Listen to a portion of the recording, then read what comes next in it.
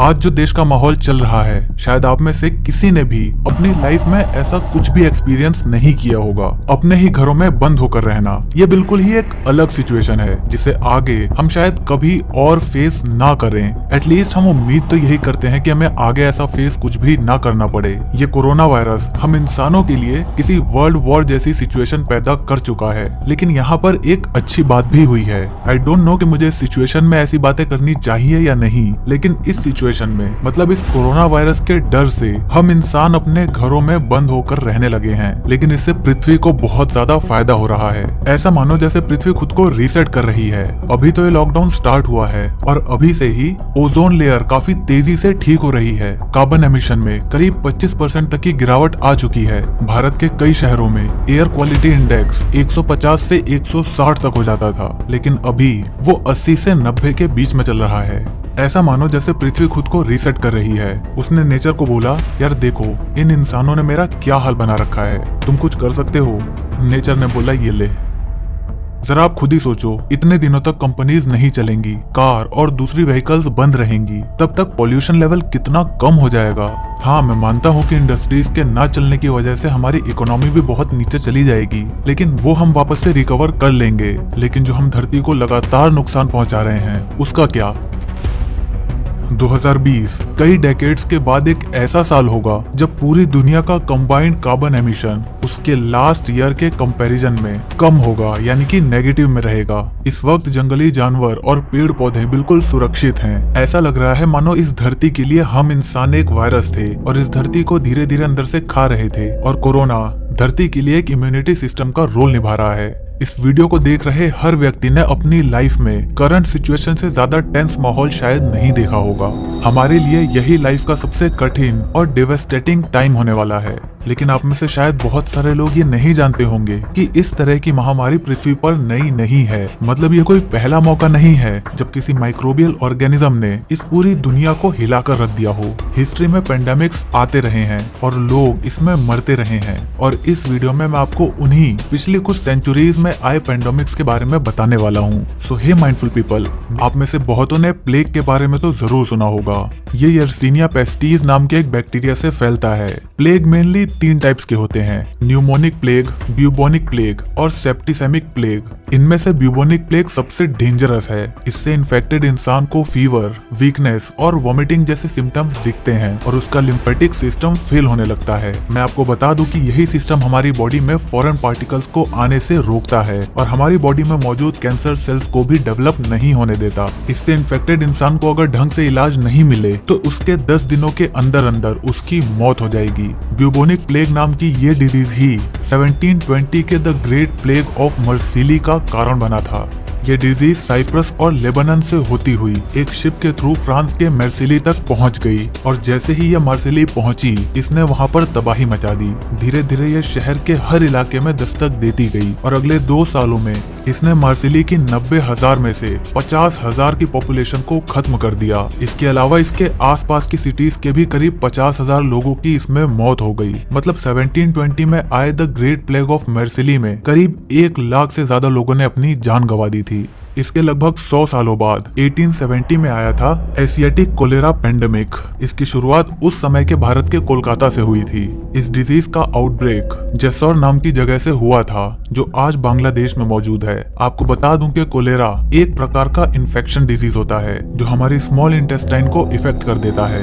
इस डिजीज में infected person को कई दिनों तक डायरिया, वोमिटिंग और मसल्स क्रैम्प जैसी प्रॉब्लम आती है। कोलेरा लोअर गैंग्स रीजन में यानी कि बंगाल और बिहार में रहने वाले लोगों के लिए उस समय यानी कि ब्रिटिश इंडिया के वक्त कोई नई बात नहीं थी। वहां पर ये डिजीज हर साल ही फैलती थी, लेकिन 1870 में इसके चपेट में बहुत से ब्रिटिश सोल्जर्स और ऑफिसर्स भी आ गए। ये ब्रिटिश सोल्जर्स एक देश से दूसरे देश ट्रेवल करते रहते थे और ऑब्वियस सी बात है वो अपने साथ इस बैक्टीरिया को भी कैरी कर ले जाते थे। भारत से वो डिजीज 1820 तक उस समय के सियाम यानी कि आज के थाईलैंड तक पहुंच गई। इस बैक्टीरिया की वजह से थाईलैंड के कैपिटल बैंकॉक में ही सिर्फ 30,000 लोगों की जान चली गई। अगले ही साल इसके केसेस चाइना, ओमान और इंडोनेशिया तक में दिखने लगे और अगले 2 सालों में इस कोलेरा पेंडेमिक की पहुंच मिडिल ईस्ट और मेडिटेरियन तक पहुंच चुकी थी। इस बीमारी से पूरी दुनिया में कितने लोग मरे इसका कोई भी ऑफिशियल रिकॉर्ड नहीं है, लेकिन ऐसा माना जाता है कि इसमें कम से कम 2 से 3 लाख लोगों ने अपनी जान गंवा दी थी। अगर आपको ऐसा लग रहा है कि यार अब इससे बुरा क्या हो सकता है,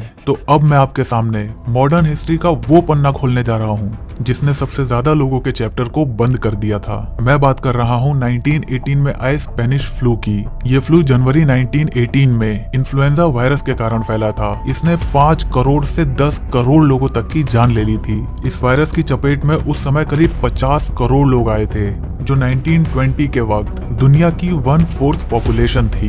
मैं यहाँ पर एक बात क्लियर कर दूं कि स्पेनिश फ्लू, जैसा कि आपको नाम से दिख रहा है, ये स्पेन से शुरू नहीं हुआ था, बल्कि 1999 में सामने आई ब्रिटिश वायरोलॉजिस्ट जॉन ऑक्सफोर्ड और उनकी टीम की रिपोर्ट के मुताबिक इसका पहला सेंटर फ्रांस के इटेप्स में बने यूनाइटेड किंगडम का आर्मी हॉस्पिटल कैंप था।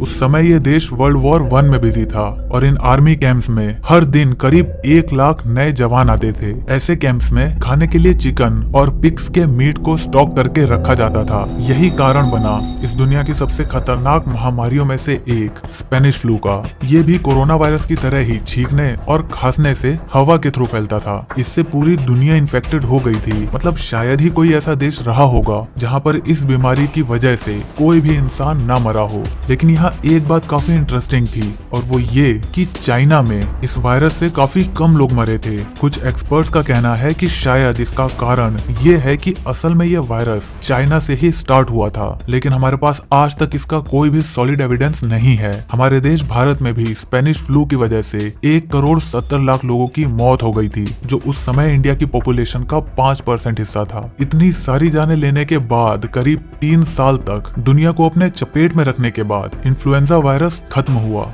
और इसका कारण था मेडिसिन और मेडिकल फैसिलिटीज में आई एडवांसमेंट। और आज मतलब हम मेडिकली कितने एडवांस हो चुके हैं, लेकिन इसके बाद भी कोरोना वायरस ने पूरी दुनिया को हिला कर रख रखा है। तो इससे हमें ये समझ आता है कि अगर हमें कोरोना वायरस से बचना है तो हमारे पास बेस्ट तरीका यही है कि हम उसे किसी तरह खत्म कर सकें, यानी कि उसकी मेडिसिन बना सकें। और जब तक हम ऐसा नहीं करते तब तक हम इसे फैलने से रोकें। हम इसे मार नहीं सकते, लेकिन हम इसे फैलने से रोक सकते हैं। I know it's very tough to stay at home for all day, लेकिन जान है तो जहान है। इसके अलावा हमारे पास दूसरा कोई भी तरीका नहीं है। वैसे क्या आपने भी यहाँ पर एक पैटर्न नोट किया? ऊपर हमने जितनी भी महामारी को बताया है उन सभी में करीब करीब 100 सालों का अंतर था। ये देखकर ऐसा लगता है मानो पृथ्वी अपने आप को सेव करने के लिए हर 100 साल में कुछ ऐसा करती है जिससे इंसान अपनी लिमिट को ना भूले। अब ये बीमारियां हर 100 सालों में ही क्यों आती हैं? इसका कोई साइंटिफिक प्रूफ हमारे पास नहीं है, लेकिन ये पैटर्न काफी इंटरेस्टिंग है। दोस्तों, ऐसी डिजीजेस और पेंडेमिक्स हमें एक बात जरूर समझा जाती है कि हम इंसान नेचर के इस घर में सिर्फ एक मेहमान है, पर अगर हम इसके मालिक बनने की कोशिश करेंगे तो हमारा अंजाम बुरा ही होगा। हम चाहे अपने आप को पूरे यूनिवर्स की सबसे इंटेलिजेंट स्पीशीज ही क्यों न समझते हो, लेकिन जब समय आता है तो एक वायरस भी हमें अपने घुटनों पर ला सकता है।